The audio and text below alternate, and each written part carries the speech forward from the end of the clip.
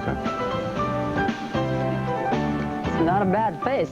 Yeah, he looks just like the guy who's the actor. Has the same name and everything. Yeah, isn't that a coincidence? It's incredible how we're able to do that. It is now 13 minutes before 9 o'clock. Well, Indiana Jones is coming back to the screen. The movie opens tomorrow. You can get in line now. This time, Indiana Jones comes back with something, or perhaps I should say someone, extra. Chantal reports on Indy's latest adventure and his alter ego, actor Harrison Ford.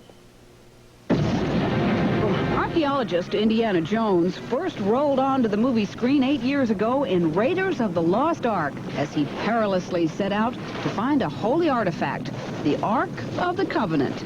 Then a few years later, Indiana returned in search of a sacred stone belonging to a village in India. You know how to fly, don't you?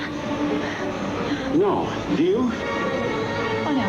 How hard can it be? So it wasn't hard bringing Indiana Jones back for a third and last crusade. This time we meet Indiana's father, played by Sean Connery, and together they embark on a quest of a lifetime, the search for the Holy Grail. Joe, do you think my son would be that stupid that he would bring my diary all the way back here?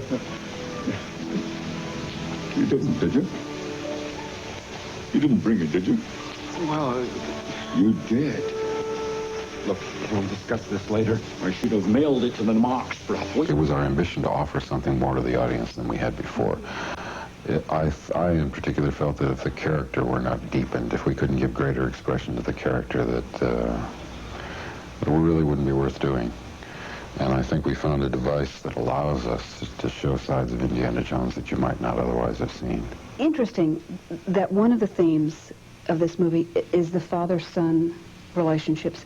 You know, I can't even think of any novels that really are great novels about a father-son relationship. I wonder if it's because it's so complicated. Well, it's truly complicated. I think we have to give a nod to the writers on this. They did a really wonderful job of phrasing this relationship, and we get to see it go through its natural changes. It's a part of everybody's experience with their parents that all animals probably, that the weak young animal needs the protection and instruction that the parents can give it. It's been said that a hero is a hero because he seeks only to be of service and not a celebrity. Do you suppose that's one of the reasons Indiana Jones is thought of as such a tremendous hero? I've always sort of had difficulty with this question about heroes. I have been accused of playing heroes. It's never my intention. It's never what I have actively done.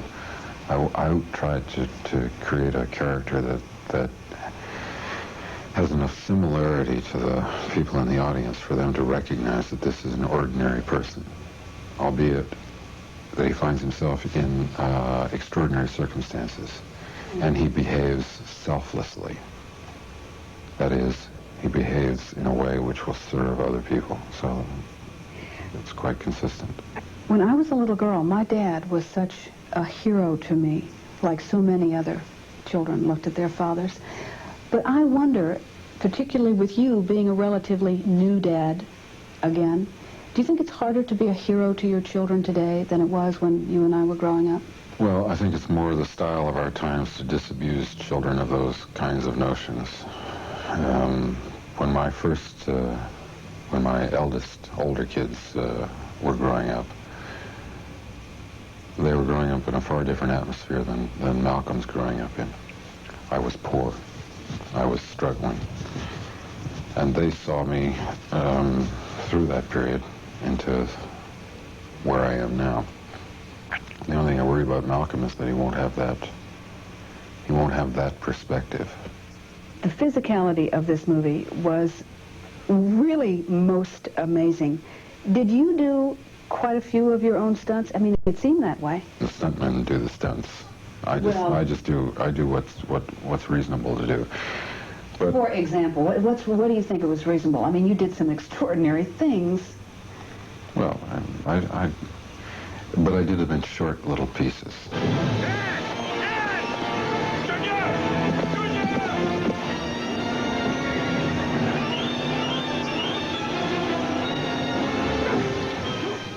quite manageable.